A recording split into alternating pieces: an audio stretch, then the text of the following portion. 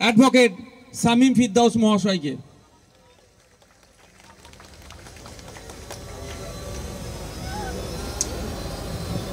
এখন পিছিয়ে পড়া মানুষরা যাতে কোনোভাবেই বঞ্চিত না হয় সেই জন্য আদালতে মামলা করতে হচ্ছে নওশাদ সিদ্দিকীকে।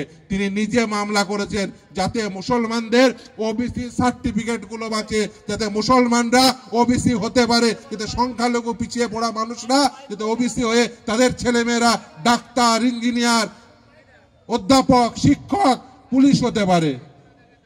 আর সরকার তারা ওই ডাটাগুলোকে লুকিয়ে রেখে যাতে আপনারা যে সুযোগ সুবিধা যেটুকুই বা পেয়েছিলেন সেটুকু বঞ্চিত করার জন্য তারা সমস্ত রকম প্রয়াস চালিয়ে যাচ্ছে আরএসএস এর সাথে হাতে হাত মিলিয়ে। কিন্তু তাদের এই পরিকল্পনা কখনোই কার্যকর হতে দেব না। যেমনই করে হোক আমাদের অর্জিত অধিকার আমাদের রক্ষা করতে হবে, এবং শুধু তাই নয়, আমরা যা পেয়েছি তা বুক দিয়ে আগলে রাখবো। যেমন করে হোক আগলিয়ে রাখবো। রাখবো তো একদম। এবং ভাঙড়ের পরিচয় হবে ভাঙড়ের সাধারণ মানুষ যারা আজকে এই উদ্যম নিয়ে এই উৎসব স্থলে পৌঁছেছেন।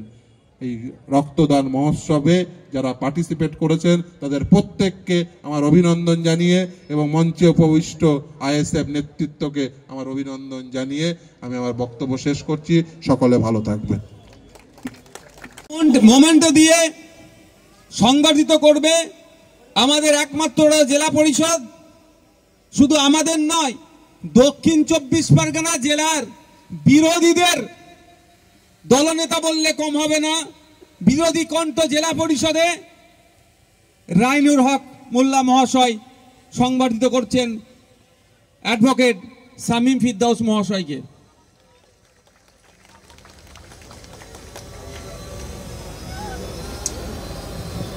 এখন আমি অনুরোধ করব শামীম দাকে যে আপনি আপনার মূল্যবান বক্তব্য আমাদের মাঝে রাখুন।